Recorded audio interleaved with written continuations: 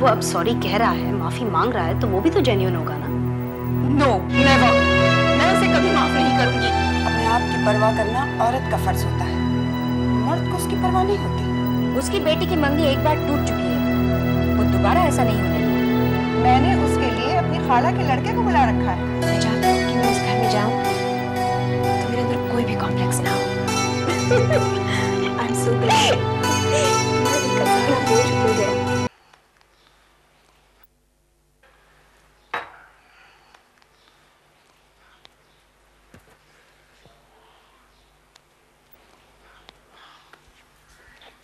सरकार, आपका बेगम साहिबा बुलावत है, अगर आप नहाए चुकी हैं। अरे मैं अभी तक कहाँ नहाया, मैं तो तेरा इंतजार कर रहा था कि तू आए और कहे कि नहाने का पानी रख दिया है। का करी सरकार, बेगम साहिबा काम पर काम बता जावत है। चलिए आप नहा लीजिए, हमाम तैयार है, हम जाते हैं। अरे सुन तो, तू कहाँ चली? तुम्हारे यहाँ दूल्हे को नहलाने की रस्म नहीं है? नहलावे की रस्म? हमारे यहाँ जब दूल्हा मंगनी के लिए जाता है तब वो खुद नहीं नहाता, उसे कोई और नहलाती है। कौन नहलावे? हम जिससे मंगनी के लिए आए हैं उसे कौन नहलाती है? उनका तो हमें नहलावत है। आ जाओ उल्टा लगा के हमें उनका नहलाते हैं। तो फिर मुझे भी तुम्हें ही नहलाना पड़ेगा। आपके यहाँ ऐसा करने वाले को शर्म नहीं आती? अरे नेक मिलती है उसे, देख देख, तेरे लिए ये झुमके लाया हूँ, पसंद है? बहुत पहन ले। नहीं अभी नहीं, तू मुझे ले जाएगी तो तू भी मारी जाएगी और मैं भी मारा जाऊंगा। तुझसे पूछेंगे कि किसने दिए और मुझसे पूछेंगे कि मैंने क्यों दिए। कैसे देंगे? तुझे पसंद है तो अम्मी जान को देकर कहूंगा कि जब मंगनी हो जाए तो सबके सामने देकर कहे कि ये हमारी तरफ से है बच्चों के लिए। हाँ, उन्हें से दिला दीजिए। तो तरकीब ठीक है? हाँ बिल्कुल ठीक। मैंने खास तेरे लिए निकाली है, वहीं से सोच कर आया था। और वो नहलावे की बात? अरे वो तो मैंने तेरे साथ मजाक किया था। तू मुझे बहुत पसंद है, जब हैदराबाद आ जाएगी तो नहलाएगी। मेरा मतलब है जब घर पे कोई ना हो, सिर्फ मैं।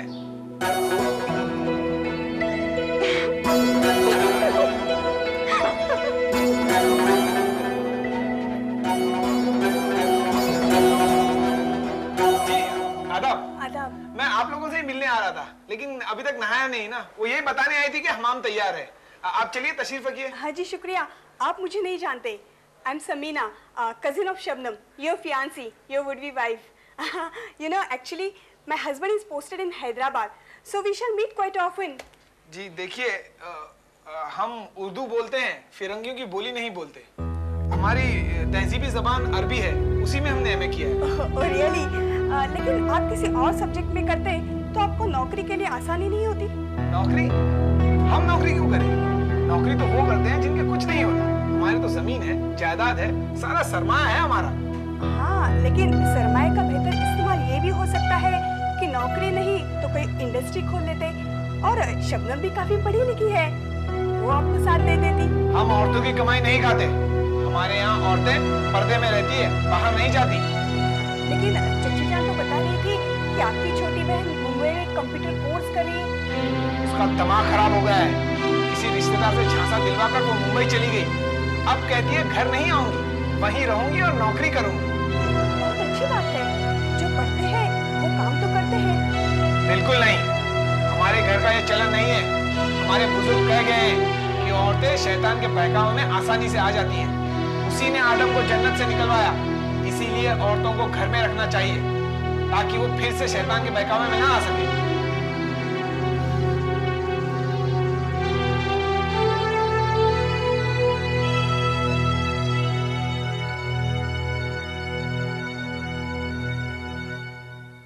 तुमने आज जाना बेटी, मैं बहुत पहले से जानता हूं कि ये घर वो नहीं है जिसके लोगों से मिलकर तुम्हें खुशी होगी। लेकिन वो अपनी बेटी की बात छुपा जाएंगे और उसके नाम से किसी और के हाथ से खत लिखाकर हमारे हाथ में थमा देंगे, वो भी अपने बेटे के रिश्ते के दिन। ये मैंने नहीं सोचा था, लेकिन बेटी मैं कुछ नहीं कर सकता, खासतौर से अब क्या हो गया है चचा जान? देखो बेटी, शबनम की सगाई एक बार टूट चुकी है, अगर दोबारा टूट गई तो उसकी शादी अब नहीं होगी। लेकिन चचा जान वो अच्छे लोग नहीं है, बहुत कंजर्वेटिव है। अच्छे लोग कहाँ हैं समीना, और कंजर्वेटिव कौन नहीं है बेटे? है कोई जो औरत को उसका सही दर्जा और हक देता हो? सब उसे अपने पांव की जूती समझते हैं और उस पर अपने गंदे पांव साफ करते हैं। कुछ लोग अपनी जुबान से ये बात कहते नहीं, कुछ कह देते हैं। बेटे नसीब से मिल जाए तो मिल जाए, ढूंढे से नहीं मिलता। कहाँ जाऊं अपनी बेटी के लिए रिश्ता ढूंढने? तो क्या जानबूझकर मक्खी निकल जाएंगे? शबनम को ऐसे घर भेज देंगे जो उसके लायक नहीं है? समीना, बेटियां उस घर में कब दी जाती हैं जो उनके लायक होता है? बेटे, उन्हें तो उस घर को अपने लायक बनाना पड़ता है। हाँ, इस काम में कभी 10 साल लग जाते हैं, कभी 20 साल लग जाते हैं, कभी कभी तो उम्र गुजर जाती है, तब जाकर वो घर उनका अपना होता है। और हाँ बेटे, कभी कभी तो ऐसा भी होता है कि सब कुछ देखभाल करो, अच्छा देखभाल करो, फिर भी वो घर उनका अपना नहीं हो पाता। तुम्हें शबनम ने भेजा था ना कि जाकर देख कर आओ लतीफ मियां कैसे हैं। कहना सब कुछ अच्छा है, और बेटी दुआ करो कि सब कुछ अच्छा हो।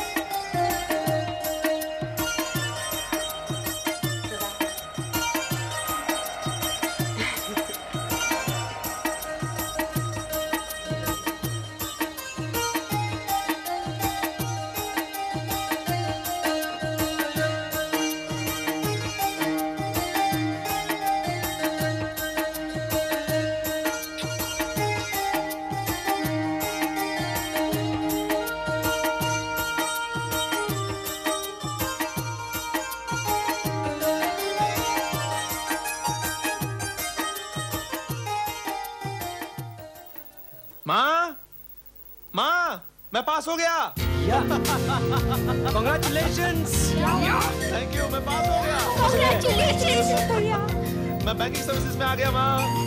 आपके आशीर्वाद से मैं पास हो गया। भगवान तुझे बहुत बड़ा बनाए बेटा। माँ, भैया बड़े आदमी बन गए। भैया, आपको तनख्वाह कितनी मिलेगी? मैनेजर हो गए, तनख्वाह की क्या बात है? अरे तुम दोनों भी बन सकती हो, बस तुम्हें जी लगाकर पढ़ना होगा, मन लगाकर पढ़ना होगा, और ये सोचकर पढ़ना होगा कि तुम्हें कुछ जिंदगी में बनना है। मुझे अपनी लड़कियों को कुछ नहीं बनाना, मुझे तो उनकी शादी करनी है। लेकिन क्यों? अगर ये लोग कुछ बन जाएंगे? मुझे अपनी लड़कियों से नौकरी नहीं करवानी, मुझे उनकी कमाई नहीं खानी। तो मत खाइए ना, जमा कीजिए और जमा करके इनका दहेज बना दीजिए। अरे ये तू मुझसे कह रहा है? क्या तू अपनी बहनों के लिए कुछ नहीं करेगा? सब कुछ करूंगा माँ, लेकिन अगर ये लोग नौकरी कर लें? मुझे नौकरी नहीं करवानी, मुझे इन्हें गैरों के बीच नहीं भेजना। क्यों नहीं भेजना? क्या हो जाएगा इन्हें? मुझे अपनी बेटियों पर पराये लोगों की परछाई नहीं पड़ने देनी है, और इनके और मेरे नाम पर बट्टा नहीं लगाना है। माँ, बट्टा नहीं लगेगा, और सब लड़कियां बाहर काम करने जाती हैं आजकल। दूसरे लोगों ने अगर नाक कटा ली तो इसका ये मतलब तो नहीं कि मैं भी अपनी नाक कटा लूं। ये तो ऐसा ही हुआ जैसे आप पड़ोसन मुझसी हो, कान कटाकर बुच्ची हो। माँ, ये सब पुरानी कहावतें हैं, आज के वक्त में कोई नहीं मानता। देख बेटा, मैं तुझसे कोई बहस करना नहीं चाहती, मैं सिर्फ तुझसे एक बात कहना चाहती हूँ, मैं अपनी बेटियों से नौकरी नहीं करवाऊंगी और ना ही मैं उनको घर में बिठाकर बूढ़ी करूंगी। तू जल्दी से शादी कर ले और फिर अपनी बहनों की शादी कर दे।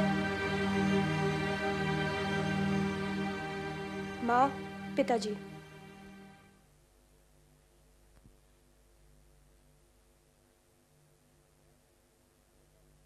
तुम दोनों यहाँ क्या कर रही हो? अंदर जाओ। कितनी भीड़ थी बस में। आप बैठिए, आपको एक खुशखबरी सुनानी है। अब अपने बेटे की शादी जल्दी से कर दीजिए। इसे बैंक में मैनेजर की नौकरी मिल गई है। अरे तेरा नतीजा आ गया क्या? जी पिताजी। अरे बैठ बैठ बैठ। आपके आशीर्वाद से मैं पास हो गया। बस अब मेरे ग्रह बदल जाएंगे। ये आप क्या कह रहे हैं पिताजी? हमारे पास घर है, घर में सब कुछ तो है। नहीं बेटे, अब कुछ नहीं, कुछ नहीं। बस मेरी सारी आस अब तुझ पे ही टिकी है। ऐसे खुशी के मौके पर ऐसी बात क्यों कह रहे हैं आप? ये कोई आपसे बाहर थोड़ी जा रहा है। जब मेरी तकदीर ने मेरा साथ नहीं दिया तो इसका क्या भरोसा है? आप ऐसा क्यों कह रहे हैं पिताजी? क्या कुछ ऐसा हुआ जो आपने हमसे छुपा रखा है? देखो नरेंद्र, मैंने तुम्हें कभी कोई दुख दिया नहीं ना? बस तुम भी मुझे कभी कोई दुख मत देना। माँ ये क्या कह रहे हैं? मैं क्या जानू बेटा, ये तो तुम जानो और तुम्हारे पिताजी जाने।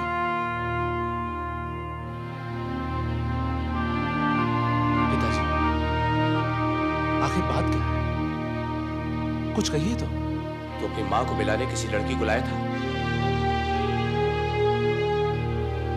देख नरेंद्र, अगर तू उसको इस नियत से लाया था कि तुझे उससे शादी करनी है तो एक बात याद रख, मुझे बहुत घाटा हुआ है। लेनदार मुंह बाए खड़े हैं, मुकदमेबाजी शुरू हो गई है, मुझे तेरी दो बहनों की शादी करनी है। देख तू शादी करेगा तो ऐसी जगह जो दहेज में इतना लाए कि मैं तेरी बहनों की शादी कर सकूं और अपना घाटा पूरा कर सकूं। बस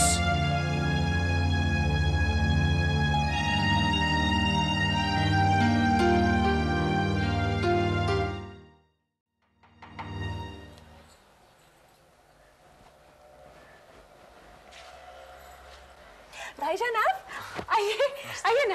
शमा जी हैं? हाँ है बिल्कुल, अभी बुला दी। बैठे ना भाईजान, बैठे। आपा, आपा जान, नरेंद्र भाईजान आए हैं। नरेंद्र जी, सुना। नमस्ते। लीजिए, खुशी शेयर कीजिए। खुशी? मैं बैंकिंग सर्विसेज में आ गया, सिलेक्शन हो गया मेरा। Congratulations। Thank you. बहुत बहुत मुबारक हो। रिजल्ट कब आया? आज ही आया। बैठिए ना। अमिता को बताया? वो तो ऑफिसर है, कहाँ हाथ आती है। रहने दीजिए। अमिता मुझे सब बताती है। आपकी उससे फोन पर बात नहीं होती? होती है ना, अक्सर होती है, लेकिन उससे कम उसके पीए से ज्यादा होती है। जो कि कहते हैं कि मैडम इंस्पेक्शन पे गई हुई है। अब आपकी भी बारी आ गई, उससे बदला ले लीजिए। जैसे ही फोन आए तो उसे कहना, अमिता मैं बिजी हूँ, पीए के पास मैसेज दो, बाद में बात करूंगा। कहीं गई है? हाँ, टूर पे गई हुई है। मैं इसलिए आया कि अगर उसका फोन आपको आए तो आप उसे बता देंगे। जरूर। कोर्ट में कोई प्रोग्रेस हुई? कोई अपील की आपने? जी हाँ, की तो है। जज साहब ने उस दिन कैसा फैसला सुनाया? जिन लोगों ने आपकी तरफ से गवाही दी उनकी बातों का जिक्र तक नहीं किया। इसी बात पर गौड़ साहब ने अपील ड्राफ्ट की है। ये सब छोड़िए, ये बताइए, शादी तो अब नजदीक है। शादी नहीं, क्राइसिस नजदीक आ गए हैं। जानती हूँ, अमिता ने बताया था। शमा जी, मेरी मुश्किल ये है कि अमिता सही है, सही सोचती है, लेकिन मेरे पिता उस तरह से नहीं सोचते। वो नहीं चाहते कि मेरी बहनें नौकरी करें और वो मेरे लिए एक ऐसी लड़की घर में लाना चाहते हैं जो अपने साथ खूब सारा रुपया लेकर आए। फिर आप क्या करेंगे? मैं तो वही करूंगा जो मैं चाहता हूँ, लेकिन मेरी आपसे एक गुजारिश है, आप प्लीज अमिता को समझाइए, उससे कहिए कि वो मुझे थोड़ा वक्त दे, इस तरह नाराज ना हो जाए, ताकि मैं कोई रास्ता निकाल सकूं। मैं उसे जरूर कहूंगी, लेकिन उसकी थिंकिंग सर्जिकल है। उसे प्रॉब्लम्स और उनके सॉल्यूशंस दोनों एक साथ नजर आते हैं, और वो प्रॉब्लम्स पर नहीं, उनके सॉल्यूशंस पर जोर देती है। वो जिससे प्यार करती है उन्हें रोता हुआ नहीं, हंसता हुआ देखना चाहती है। मेरी बात ले लीजिए, वो इस बात पर नहीं रोई कि मैं मुकदमा हारी, वो इस बात पर हंसी कि मैंने बीए पास कर लिया। बहुत तेज सोचती है, नहीं? एकदम खटाक से सॉल्यूशन पे पहुंच जाती है, और दूसरे की सिचुएशन के बारे में सोचती नहीं है। ये तो है। मैं चाहता हूं कि जब वो आपको फोन करे तो एक तो आप उसे मेरी नौकरी के बारे में बताइए, और दूसरी उसे मेरी फैमिली की रीसेंट डेवलपमेंट्स के बारे में बताइए, ताकि जब मैं उसे फोन करूं तो वो मेरी बात को समझे। वो आपको समझती है, चाहती है, और चाहती है कि जब वो आपके घर जाए तो सब कुछ ठीक हो, न उससे किसी को शिकायत हो और ना आपको परेशानी। I know she's a gem of a girl. लेकिन मुझ पर कुछ जिम्मेदारियां हैं। जिस तरह अमीता अपने आप को अपनी फैमिली से काट कर जी सकती है, उस तरह मैं नहीं जी सकता। उसके अपने रीजंस हैं, मगर उसने गलत किया। ऐसा करने को वो आपको मजबूर नहीं करेगी, इसका यकीन मैं आपको दिला सकती हूँ। अपनी छोटी सी जिंदगी में 3 बातें सीखी हैं। जो सही है उसे कहो और सुनो, जो करना है खुशी से करो और वक्त से करो, वक्त को न टालो और ना उस पर ज्यादा भरोसा करो। आपके सामने इसकी मिसाल मैं हूं। मैंने देर से सीखा, पर यही सीखा।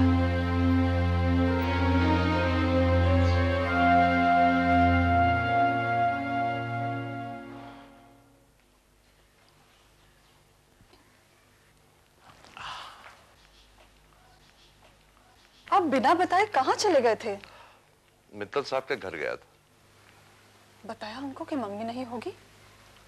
हाँ, पहले मंगनी का जिक्र किया था, इसलिए ये भी बताना जरूरी था।